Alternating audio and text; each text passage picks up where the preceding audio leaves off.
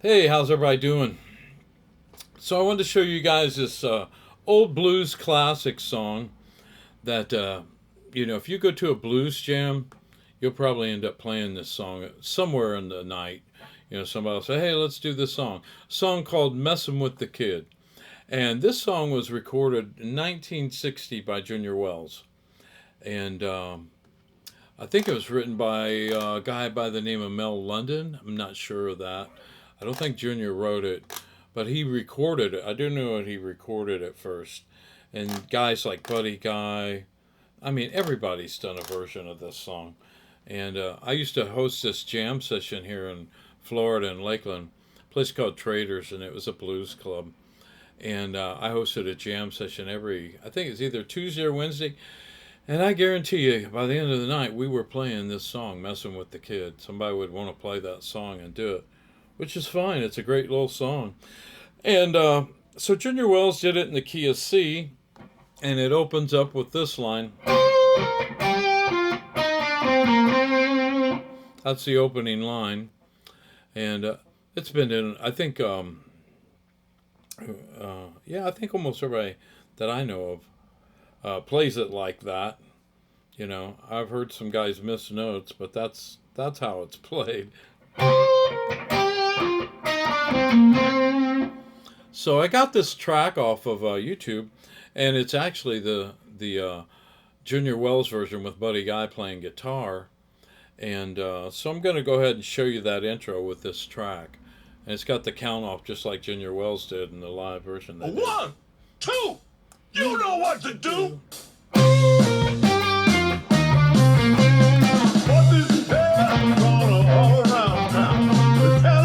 So that's the opening line. So let me tell you how to play that. Show you how to play that. Starts here on the 8th fret of the high E string with your first finger, to the 11th fret of the B string, third finger, down to the 8th fret of the B string, first finger,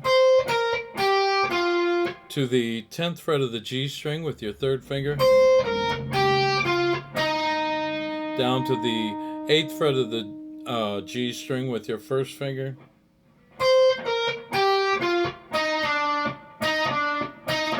then you just move your first finger down to the 7th fret of the G string.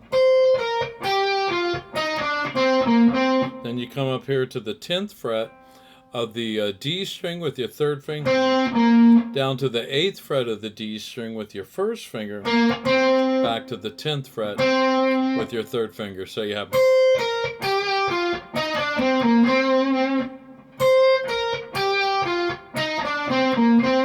slow.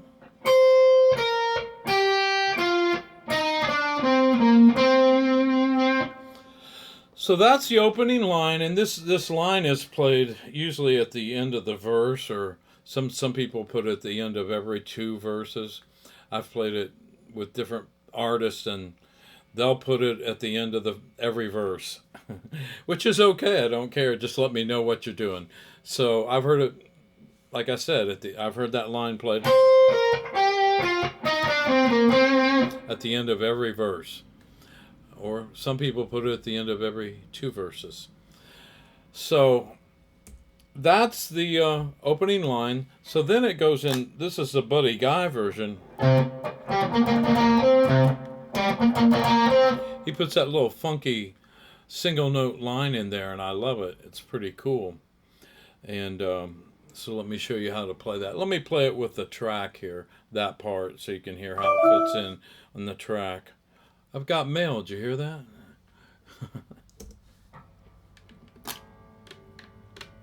1, 2, you know what to do. What is gonna all around town? They're telling everybody gonna put me down. Well, look at what you did. Look at what you did.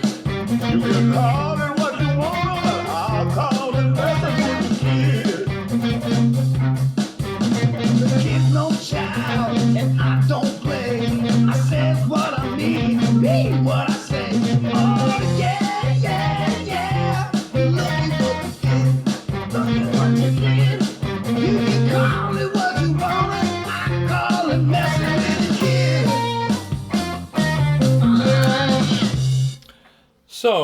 They obviously did it at the end of the second verse. Put that opening line in there again.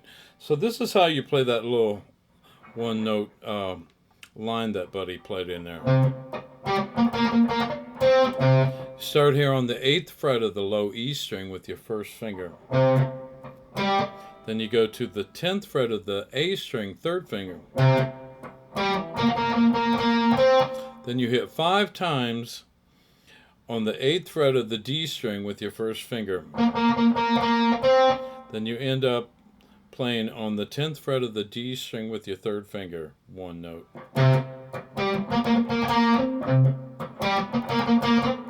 Now, I'd recommend playing it slow and build up that speed. This is at about 138 BPMs, beats per minute. And that's supposedly the speed that Junior Wells did it at. So, let me play it. It's relatively fast, but you can, again, just work up your speed.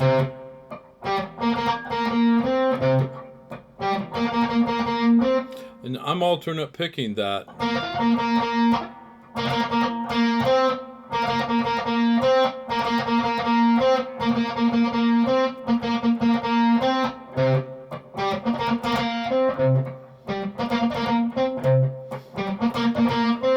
By the way, I was watching a video, speaking of the alternate picking thing, and I got to talk to Joe Pass.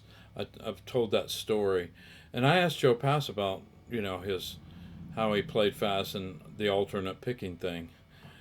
And guys swear that you have to do it from the wrist, you know, from the wrist. I don't believe I do. I don't use my arm. I know some guys that do. They get their from the elbow and get it going. I'm pretty much, maybe I do it from. I don't play that fast anymore. I used to, but Joe said it doesn't matter. He says, "What the hell's it? It doesn't matter if you do it from your wrist, from your elbow. If you've got it and it's working, why try to fix it?" He was pretty cool to talk to. He made sense though. I mean, if you're doing something and it's working for you, I mean, and don't get me wrong, I guess you can improve. I get that part. Hey, it's better if you do it from the wrist. I mean, that's what I see a lot of on a lot of YouTube channels. And if it works, that's I think that's cool. But I've been playing my alternate picking the same way for years. And again, I don't care to be that fast anymore. It's more about, for me, it's more about performance and playing more melodic and with more emotion. I'd rather play that way than just sit there and blaze a bunch of 64th and 128th notes. And I get it if people like that. So some people dig that speed. I like to go fast, but it's in my car. Anyway, so this rhythm again.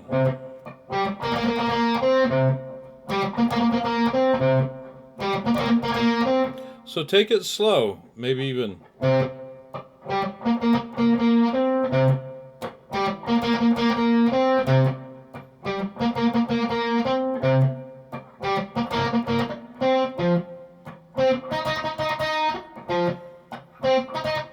So that's another thing I like about this program. I can slow the speed down. That's at 138. I'm going to slow it down to about 125. Now you're going to hear not a drastic speed change, but enough to maybe where it makes it easier. I mean, I can play it at 138, but I'm just saying, if you have a program you can load these songs on, and you can change the tempo, the speed, do so until you get comfortable with playing something that's like this. So let me play it now. It's going to be a little slower now. 1, 2, you know what to do. What is the tale going all around town? They're telling everybody gonna put me down. Well, look at what you did. You can call it what you want, but I'll call it Messin what you did. make it a little bit more slower.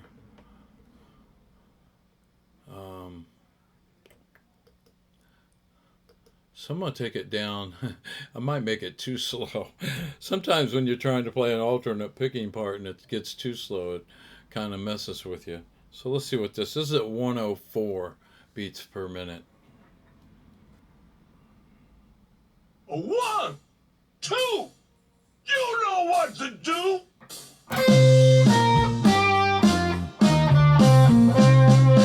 What did you tell all around town? They're telling everybody gonna put me down. Well, look at what you did. That's harder for me. That's kind of weird. But anyway, what I'm trying to get to is, if you can't play it up to speed, practice it slow until, it'll happen.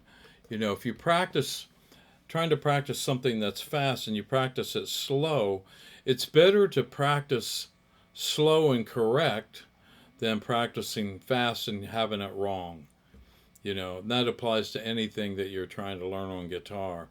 If you're trying to learn some kind of fast lick, learn it slow and practice it slow and correct, and then your speed will increase.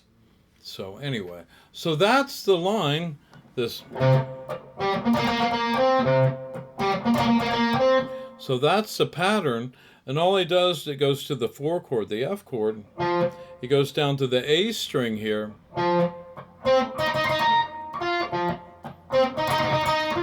And does that same pattern that he did on the low E, A, and D. Now you're doing that pattern on the A, D, and G.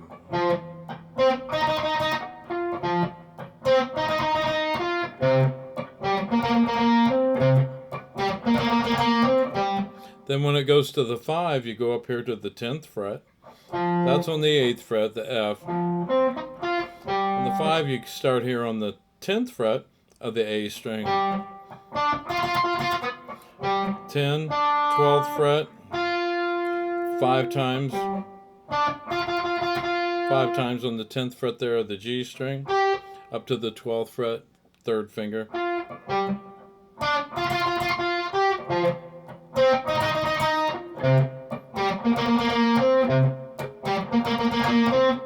So that's basically this whole song. They ended at the end.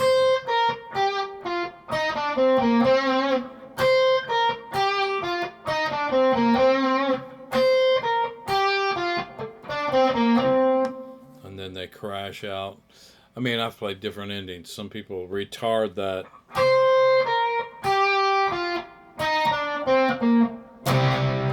A big crash ending. But anyway, so I'm going to jam with it here. Now, the version I listened to last was Buddy Guy. And like I said, there's been several artists. Roy Gallagher does a crazy version of it. I love it. He plays it in the key of E. He's doing all kinds. He kind of rocks it out more or less. The Buddy Guy version, Junior Wells version, a little more bluesy sounding and more traditional for sure. But the Roy Gallagher version is pretty hip. So anyway, here we go. It's going to play 2 verses and then it's going to go into a solo. I'm going to play a solo and then it'll go back.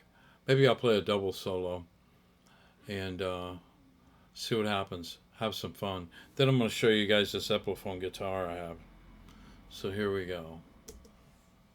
Let me make sure I got it back up to 138. Okay, I do. By the way, I'll put the link to this backing track I have on the bottom of the, in the description. I'll put the link to this track so you guys can download it and work on it, or go up and work on it. All right, here we go. 1, 2, you know what to do. What did you tell all around town? They're telling everybody gonna put me down. Well, look at what you did. You can call it what you want, but I'll call it Messin.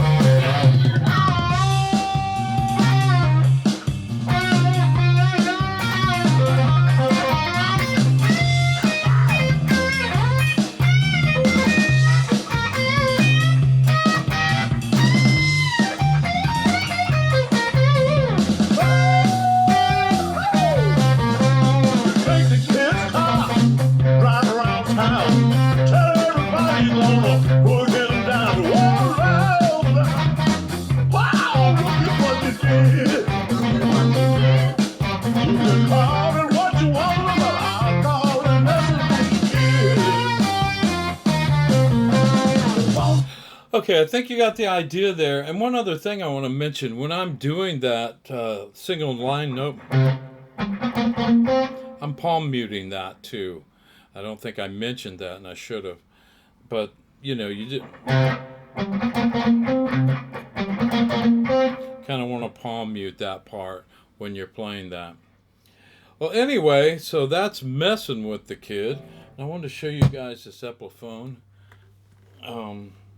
And for you guys that aren't interested in this stuff, it's time to leave, I guess. No, I'm messing with you. Somebody said I'd blabber too much.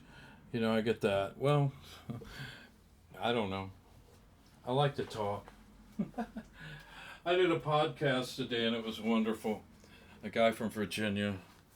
And he loved that I like to talk. He says, keep talking, man. But anyway, so this thing is definitely an old blues box or a jazz box. This thing is from the, I'm going to say my buddy who deals, Jimmy's Vintage, who I've bought several guitars from, and he deals in a lot of vintage stuff.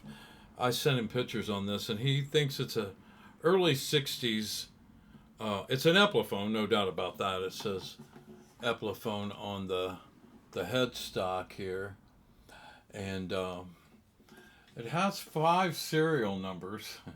So I looked that up and it said a 1950's, but he thinks it's 60s, so we're going to say it's a 50s or 60s. And it does work. Here, I'm going to plug it in. It's definitely, like I said, something. It frets out in places. It's not in the greatest condition that way.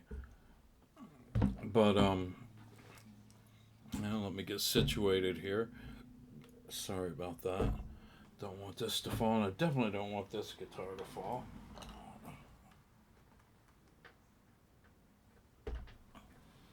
Okay.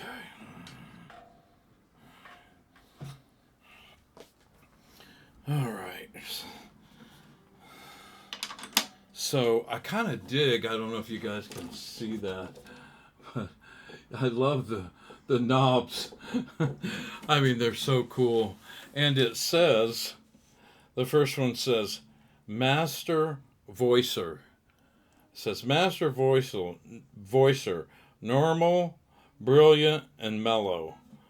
You know, have no clue what that knob does. I'm going to say I'm pretty sure it's a tone knob, and I'm sure when you turn it all the way up, it's got a lot of treble. So that's probably the brilliant sound. Then probably backing it off is the normal sound. Then when you take it way down, it's the mellow sound. But then the volume says volume, and then it has soft, medium, loud. So I don't know who thought of that stuff back then, but you know, let me turn the amp back on. I'm gonna switch it to a clean sound.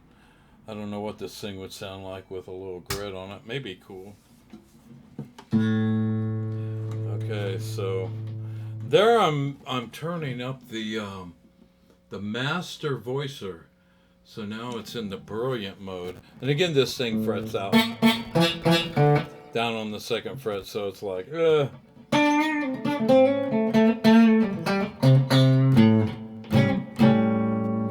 So now it's in the mellow.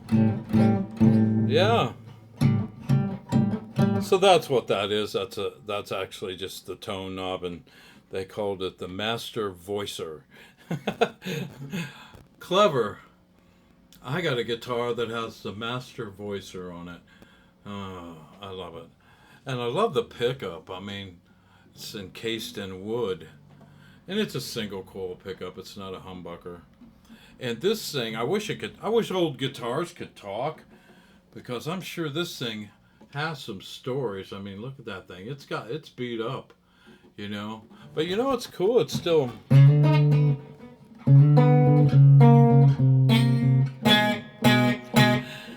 it frets out too much to really play anything on it.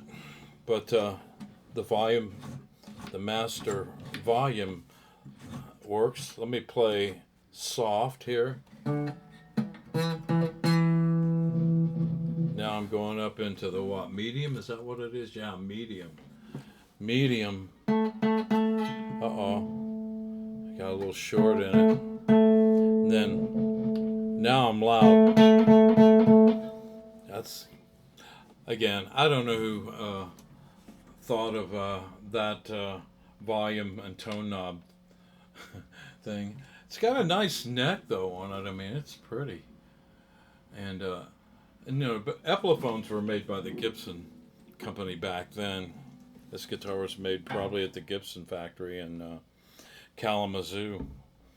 But I don't think it's all original, but it's just kind of a cool guitar. I leave it hanging out in my other room, my TV room, and I grab it and play it every so often.